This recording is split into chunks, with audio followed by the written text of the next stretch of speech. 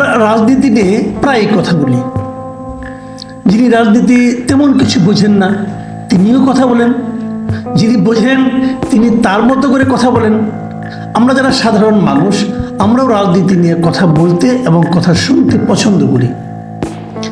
কিন্তু রাজনীতিটা চালায় কে আসলে?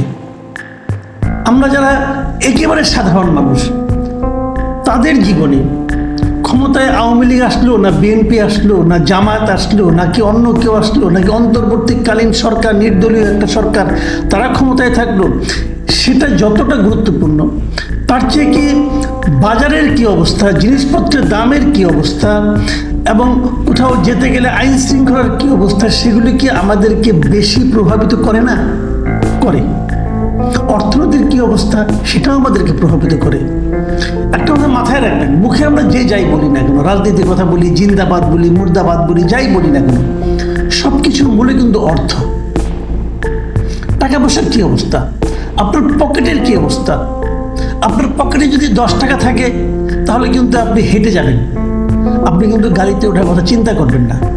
আপনার পকেটে যদি 1 লাখ টাকা থাকে তাহলে আপনি উবার ডাকবেন। আপনার পকেটে যদি 10 লাখ টাকা থাকে অথবা 20 লাখ টাকা থাকে আপনি চট করে গাড়ি কিনে নেবেন। দেখেন, একই মানুষ, কেবল টাকার পরিমাণটা কিন্তু আপনার জীবনযাপনকে প্রভাবিত করছে।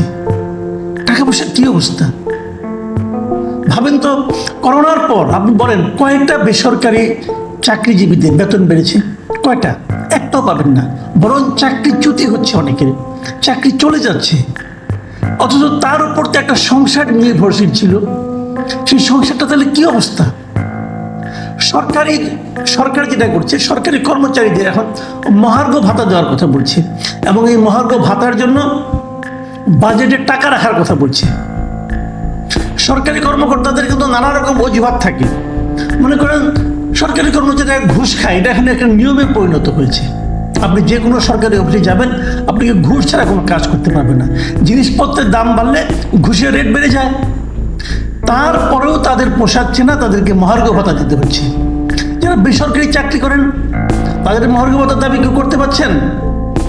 তাদের বেতন কি বাড়ছে এর মধ্যে? কখনো বাড়েনি। কিন্তু তাদের কথা কে ভাবছে? কেউ ভাবছে না।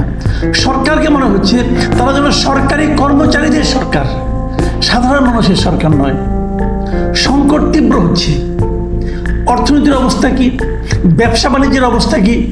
কেউ একবার ভেবেছেন যদি ব্যবসা বাণিজ্য খারাপ হয় লোক বেকার হয়ে যাবে? সে বেকারে যাবে কোথায়? সেই বেকাররা এসে কিন্তু আমাদের উপর, আপনাদের উপর, সবার উপর চাপ প্রয়োগ করবে। তো এইরকম একটা ভয়ঙ্কর অবস্থার মধ্যে দেশ আছে। এই সরকার করছে কি? আপনি বলবেন এই সরকার তো অনেক দিন পরে আসছে, অনেক ভয়ঙ্কর পরিস্থিতির মধ্যে দায়িত্ব নিয়েছে, সবাই মানলাম। কিন্তু এই পরিস্থিতিগুলো আমি আপনি বুঝি, যারা সরকারের দায়িত্ব নিয়েছেন তারা কি বুঝতেন না? তারাও বুঝতেন।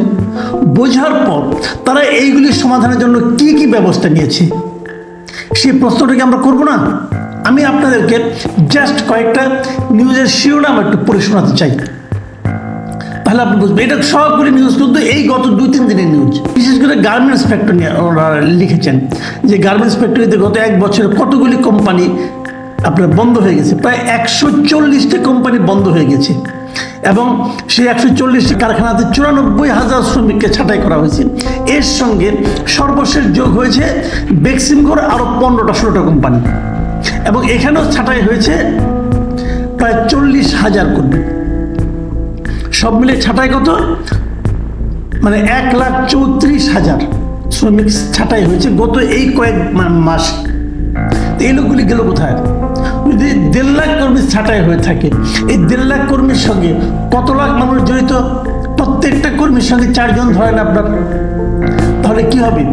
প্রায় 6 লাখ মানুষ কিন্তু একেবারে হঠাৎ করে তার ইনকাম বন্ধ হয়ে গেল। এর প্রভাব কি আমার আপনার জীবনে পড়বে না? আমাদের সমাজে পড়বে না? পড়বে। বেক্সিমকো বন্ধ হয়ে গেছে গত কয়েকদিন আগে। এই হেডলাইন আপনারা দেখেন, ডেইলি স্টারে প্রকাশিত হয়েছে বেক্সিমকোর 16 কারখানা চালুর দাবিতে শ্রমিকদের বিক্ষোভ। তারা বিক্ষোভ করতেছে কোম্পানিগুলো চালু করতে হবে। কিভাবে চালু করবে? কে চালু করবে? বেক্সিমকোর মালিক তো জেলে। তো মালিক যখন জেলে গেল, সরকার মালিককে জেলে নিল তার অন্যায়ের কারণে, তার অপকর্মের কারণে, তার চুরি ডাকাতি লুটপাটের কারণে। খুব ভালো, আমরা তার বিচার চাই। কিন্তু প্রশ্ন হলো, যখন আপনি তাকে জেলে নিয়ে গেলেন, তার এই কোম্পানিগুলোতে যে 16-17 হাজার কর্মচারী আছে, কর্মচারী শ্রমিক এরা আছে, এদের জীবনটা নিয়ে আপনি ভেবেছেন একবার? আপনারা কি এই কোম্পানিগুলো চালানোর চেষ্টা করেছেন অন্য কোনো উপায়ে, বিকল্প কোনো পদ্ধতিতে? কেন চেষ্টা করেন নাই? আপনার কোম্পানিগুলো চালু রাখলে তো কিছুদিন এই শ্রমিকগুলো খেয়ে পড়ে বাঁচত। সেই দায়িত্বটিকে সরকারের না। অনেকে বলেন যে এরকমভাবে একজন প্রশাসক নিয়োগ করলে পরে তারা নাকি আগের মতো, আর যারা নাকি মূল যারা মালিক তাদের মতো করে চালাতে পারে না। না পারুক, তাহলে কোম্পানিগুলো বন্ধ করে যে আপনি নিলামে তুলে দেন, কোম্পানিগুলো চালু রেখে আপনি এটা নিলামে দিয়ে দেন, অন্য কারো কাছে বিক্রি করে দেন। তাও তো করেন নাই। বন্ধ করা কিন্তু কোনো সমাধান নয়। এই যে বন্ধ করে দিলেন, এই শ্রমিকদের এখন কি হবে? তারা প্রথম কি করবে? রাস্তা বন্ধ করবে, আন্দোলন করবে, এবং তার প্রভাব কি হবে? সকল মানুষের উপর পড়বে। ওই রাস্তায় যত লোক চলাচল করবে সবার উপর পড়বে। তো এই যে বিষয়গুলো, এগুলো তো একটার সঙ্গে কিন্তু আরেকটা কিন্তু রিলেটেড। আপনি একদিকে বন্ধ করলে আরেকদিকে জ্যাম হয়ে যাবে, আরেকদিকে ভিড় বেড়ে যাবে। সমাধান কোথায়? আরেকটা ঘটনা শুনেন, S Alam, the great S Alam.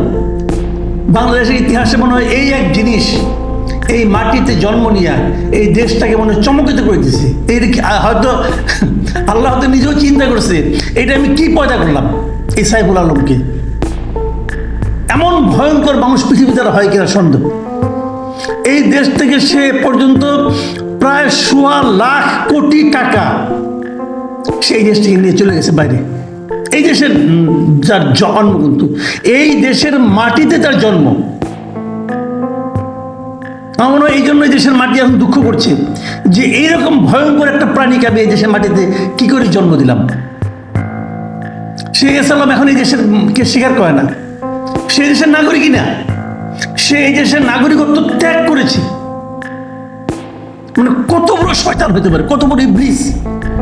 এখন সে সিঙ্গাপুরের নাগরিক, সে সেখানে বসে হুমকি দিচ্ছে সরকারকে, সে নাকি সরকারের বিরুদ্ধে মামলা করবে।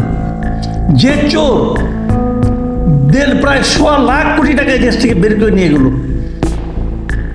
কত করে ব্যাংক আছে মাটিতে একদম বসাই দিয়ে গেল, সেই চোর বলে এখন যে সে নাকি সরকারের বিরুদ্ধে মামলা করবে, কারণ তারকে নাকি নানাভাবে হয়রানি করা হচ্ছে।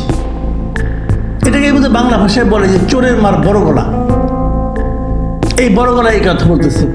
সে আবার করেছে কি, তার 6টা কারখানাকে বন্ধ করে দিয়েছে। এই চট্টগ্রামে তাদের 6টা কারখানা বন্ধ হয়ে গেছে। এখানেও কিন্তু প্রায় 12-14 হাজার শ্রমিক আছে, এরাও এখন কালকের থেকে বেকার। এবং এটা সে ইন্টেনশনালি করতেছে সরকারের উপর চাপ প্রয়োগ করার জন্য, দেখানোর জন্য। এই 12,000 লোক চাকরি পাচ্ছে না সরকারের কারণে, দায় আচ্ছা পাচ্ছে সরকারের উপর। এই এক ভয়ঙ্কর পরিস্থিতি। এরকম হবে, এরকম হতেই হবে। এই কারণে যে আপনারা জানেন গত 15 বছরে যত শিল্প কারখানা আছে এর অধিকাংশই কিন্তু আওয়ামী লীগ সরকারে যারা অনুগত তারাই দখল করেছিল, তারাই এগুলির মালিক ছিল। এখন তারা প্রথমত তো একটা আন্ডারস্ট্যান্ডিংয়ের চেষ্টা করেছে, সেটা যখন না হয়েছে তখন তারা নানাভাবে সরকারের উপর প্রভাব বিস্তারের চেষ্টা করেছে, এখন ডিস্টার্ব করার চেষ্টা করছে। যত বড় সরকারের যে তালিকাভুক্ত কতগুলি কোম্পানি করেছে, যে 10টা কোম্পানি তারা নাকি এখন করবে, এগুলোর উপর তদন্ত করবে।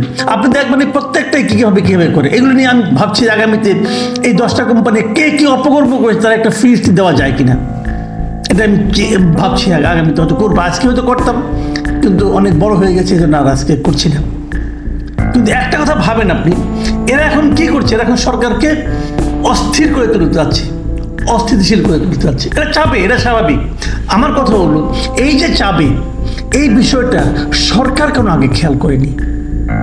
অথবা সরকার যদি খেয়াল করে থাকে, হয়তো খেয়াল করেছে, তো সেই অনুযায়ী সরকারের সেই পদক্ষেপটা আমরা দেখছি না কেন?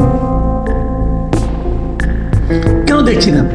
এই যে গার্মেন্টস কোম্পানি এতগুলি বন্ধ হয়ে গেছে, কেন বন্ধ হয়েছে? গার্মেন্টস কোম্পানি বন্ধ করার কাজ কিন্তু আওয়ামী লীগ সরকারি করে রেখে গেছে। গ্যাসের দাম বাড়াই দিচ্ছে, বিদ্যুতের দাম বাড়াই দিচ্ছে, আপনার ব্যাংকের যে ইন্টারেস্ট বেড়ে গেছে 9% থেকে 16% পর্যন্ত হয়ে গেছে। তো এগুলো করে তো আর এগুলো টিকতে পারছে না। তো এই দিকে পরে লাভ হচ্ছে কেন? লাভ হচ্ছে ভারতের। এখানে ভারতের কিছু পলিসি আছে।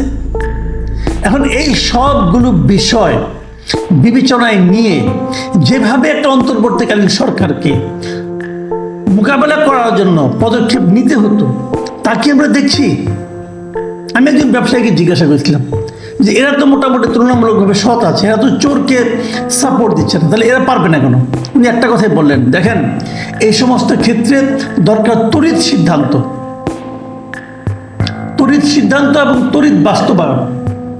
আনফর্চুনেটলি যাদের উপরে দায়িত্বগুলো আছে তারা তো ফিজিক্যালি ফিট না, ফিজিক্যালি আনফিট ব্যক্তিকে দিয়ে আপনি তড়িৎ সিদ্ধান্ত বাস্তবায়ন কতটুকু করাতে পারবেন, এটা নিয়েও কিন্তু প্রশ্ন আছে।